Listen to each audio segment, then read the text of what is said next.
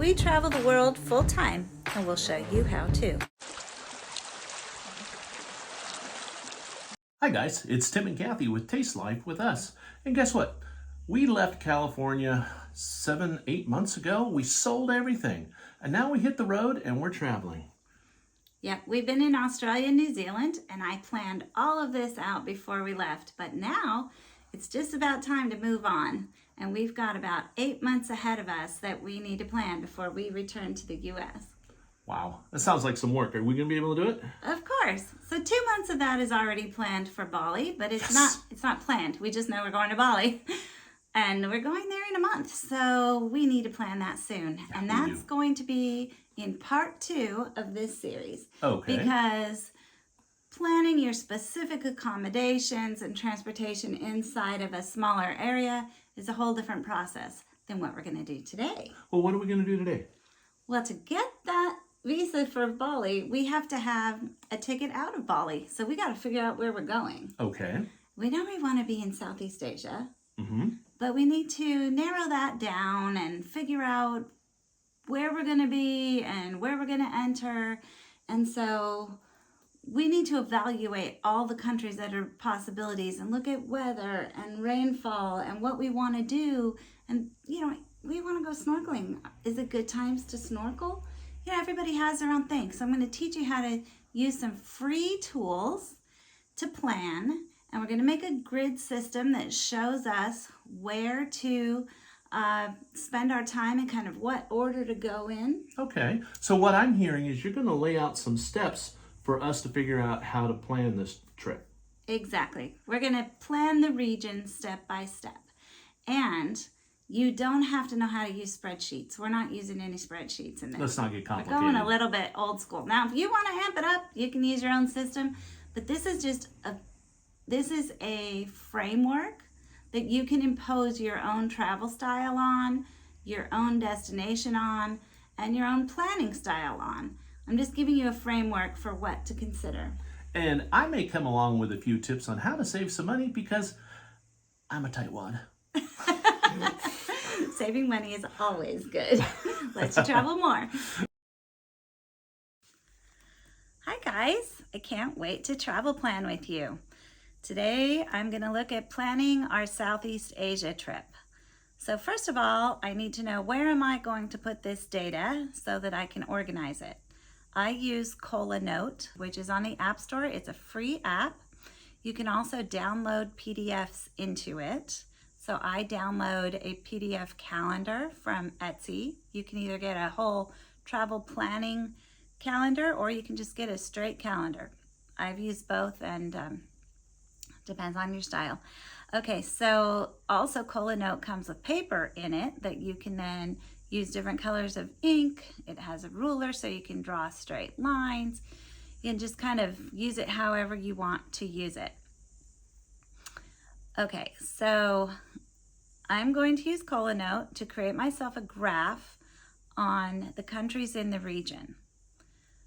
So I'm going to go to Chrome and I'm going to open multiple windows so that I can look at the weatherandclimate.com, I can open visas on different countries on my search. I can open, I can search for public holidays in blank country and use that. I can look for jellyfish season because we like to snorkel. And I can look up everything I need for my little grid. I'm going to show you some screenshots of it. A region may include multiple countries or areas of a large country. So first of all, if you can't even decide what region you want to go to, even after talking it over with your partner, you just have a lot of options, maybe start with Google Flights. I'm going to put a little thing in here on how to just look and search the whole world for what's a great deal right now and go there. Get started there. I mean, it's a point to start. Don't book your flight till you've kind of checked it all out, the situation, and see if you really want to go there, but that's a way to decide. Or if you already know your region, like we know Southeast Asia, we can look on the flights and decide where do we maybe want to start. That's not the only thing that matters to me, the flight price, also the weather and whether we can do the things we want to do there during that month matters to me.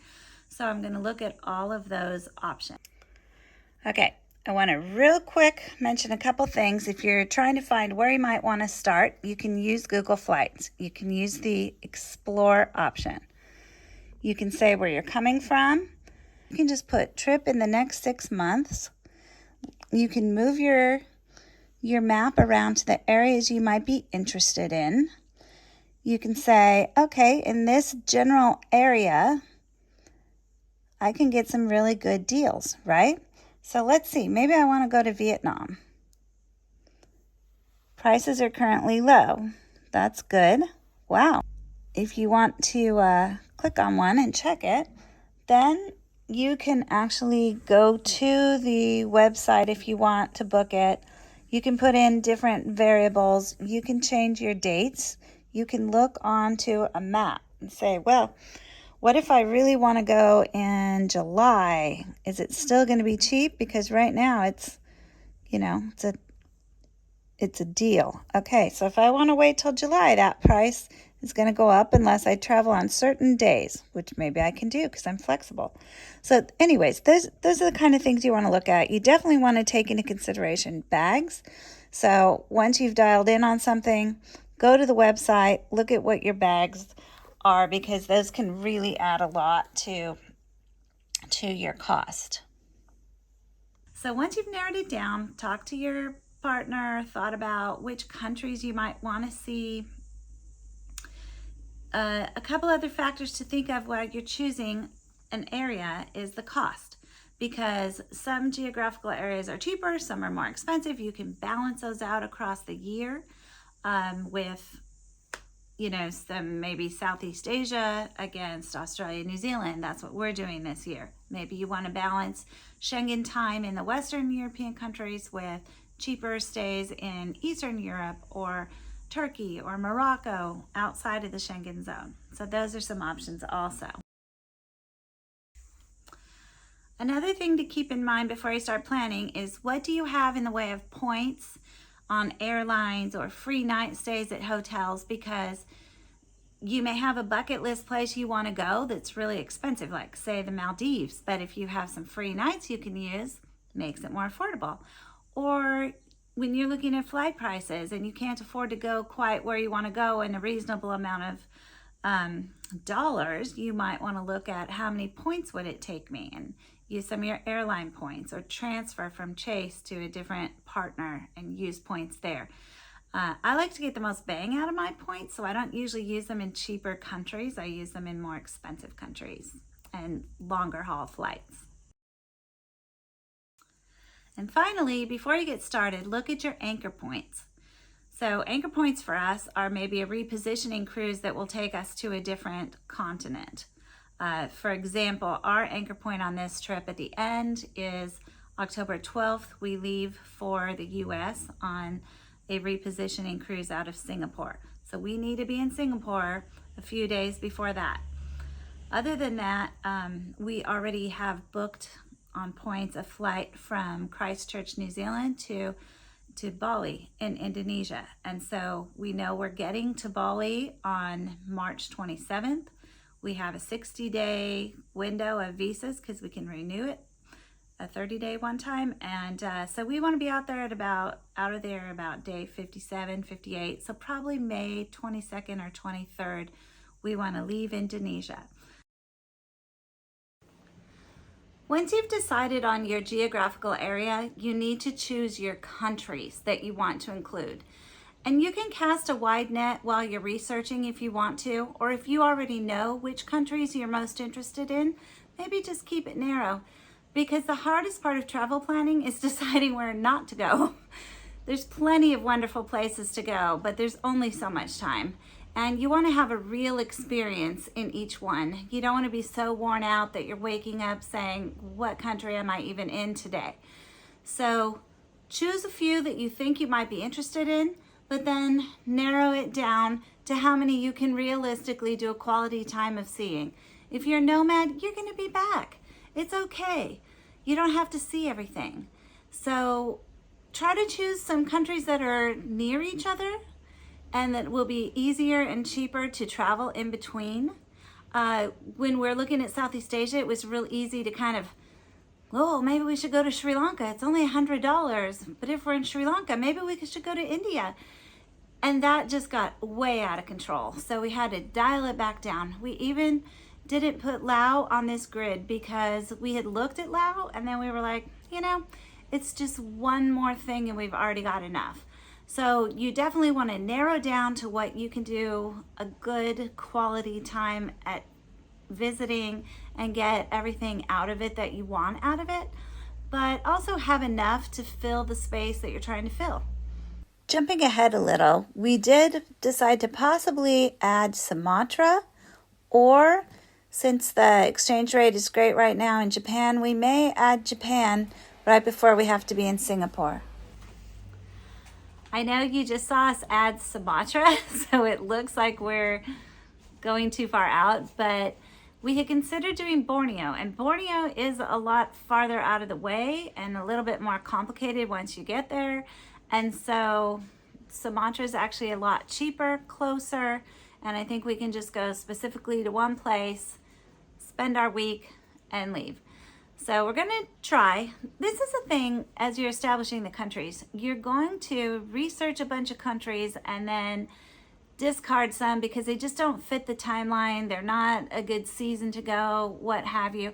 Or even places within a country that you thought you really wanted to go. All of a sudden, you're, deciding that place is just, it's not a good time of year to go. And you're going to see that happen in some of our grid. You're doing this to figure those things out before you put a lot of time into planning them. So we're going to try to narrow our countries down. We're going to try to set general times when it would be best for us to be there. And then we're going to leave the country planning to a different time. We're looking for what's our gateway into the rest of Southeast Asia. Do we want to go to Thailand first or Cambodia first or what? So to decide that, we need to know what the weather's going to be, what the rainfall's going to be. We definitely want to see Angkor Wat. We're not going to be there very long in Cambodia. So we want to be sure that we don't go at a super rainy time of year where we might not be able to enjoy it. So we're going to look at all those factors. I'm going to create a grid right now in Colanote, and I'm going to kind of show you how it goes.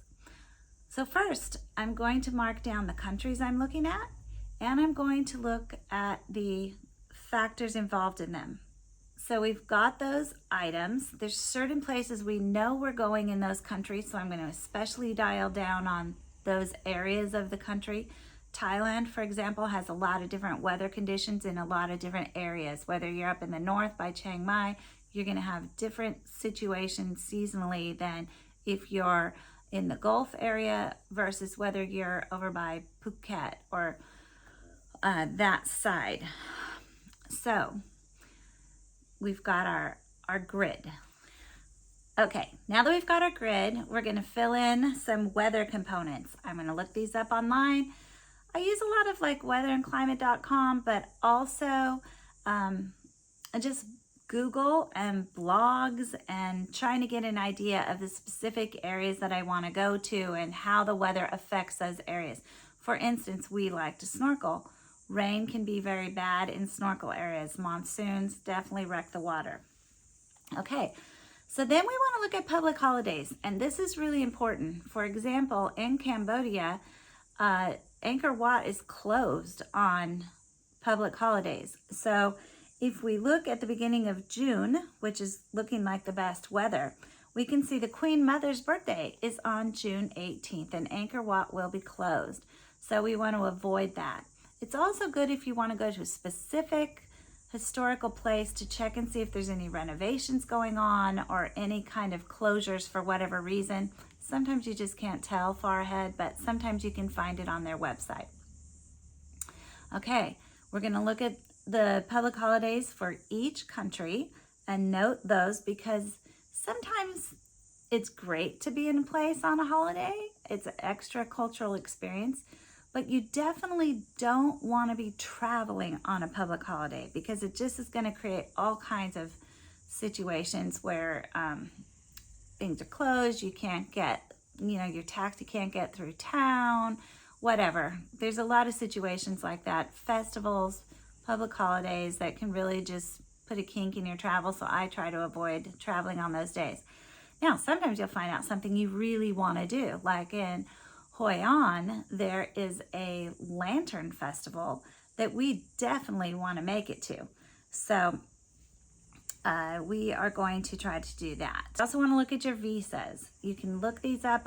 Google, say, blank country visitor visa for US citizens. And then I'll scroll down until I can at least go to the US State Department site, which is not always completely up to date, or preferably go to that country's actual visa or immigration site and get the information. If there's anything specific you want to do, like when we're in Bangkok, we really would prefer to see the bioluminescence. They have this thing called blue tears, and it lights up the water. It's really cool. So I wanted to do a little research on when does that happen. Well, usually you can see it best when it's really dark, obviously. So the first 3 days of the new moon cycle. So then I had to look up when are the moon phases in that area of the world.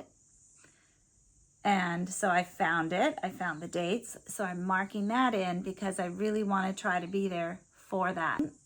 Our chart, I kind of picked months that seemed best for different areas.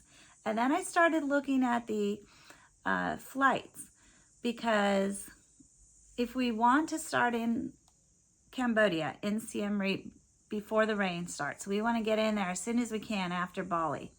That would be the end of May. If we're flying straight to Siem Reap, it's like 15 hours and layovers, and it just looks like a pretty hellish flight, to be honest. So I started looking at what if we fly to Bangkok, and then we spend a little time in Bangkok first, and then we fly to Siem Reap. The whole thing came out to pretty much the same price, and we have a week in Bangkok, and we still get to Siem Reap in plenty of time before the rain. So look at those options. I tried to look at then, based on where we'll be in Siem Reap, where's the best next place to go based on flights. So it's looking like maybe Koh Samui in Thailand. We might go ahead and go down there, hit Samui, hit Koh Tao. Maybe go up to Hua Hin after that. I have to, at this point, start really watching my Thai visa, because it depends how long we're staying. We can only stay the 30 days without leaving the country and coming back. So then I was looking at going to Koh Liep and going to Langkawi, which is in Malaysia, because you can take a ferry between those two, both great snorkel areas. However, the more I kind of tried to fit it in, and the more I dialed down into the dates and Googled those places, I found out that that's really monsoon season, and number one, monsoons are not good for snorkeling. Number two, the ferry shuts down. And in fact, the tourist areas around there kind of shut down. So I think we're gonna axe those. You can see on screen, I've got a picture of kind of our general idea we put together, and then in the blue, how those things kept getting axed. So instead, we might go do Elephant Hill in Thailand and the Khao Sok National Park. But we're gonna have to really watch our visa days. We may have to go somewhere else first and then come back. We definitely wanna go to that Bangkok in Malaysia to see the bioluminescence. And actually July is a great month for snorkeling there for whatever reason. They don't seem to have the rain problems. And then we definitely want to be in Hoi An for the festival, which I must have written down on a different page, but we want to be there for the Lantern Festival, debating between there and Tanay. But anyways, now you can see I've got a big hole in the middle. So this is a work in progress, and this will develop as I plan each country individually. I'm not going to do that for Southeast Asia right now with you guys. But I wanted to show you how to kind of decide how to navigate between the countries. So we want to constantly have those cheap, short flights to go in and out, to stay within our visa, and also to hop around to different areas as is logical. You don't have to stay in the country the whole time. You can hop in and out of Thailand. It's just a stamped visa for 30 days. So it's a long country, and sometimes it's easier to go in and out of the other countries from there, and that's fine too. We hope you've enjoyed this video and you've got some good information out of it. Now, please don't forget to subscribe and like. We need that. And also, don't forget about part 2. It's coming. That's going to be where you really look at setting up the plans inside of a specific country. All right? I'm going to show you how to do it for Bali, and you don't want to miss it. So hopefully it comes up at the end of this video and you can click right on it. But if it doesn't, be sure you subscribe so you'll know when it's posted. Yeah, hit that bell so you know when notifications are coming. Yeah, and subscribe anyways, just because we got a lot of good stuff on tap. And we need subscription. Thanks for tasting life with us today. We hope that we've been helpful.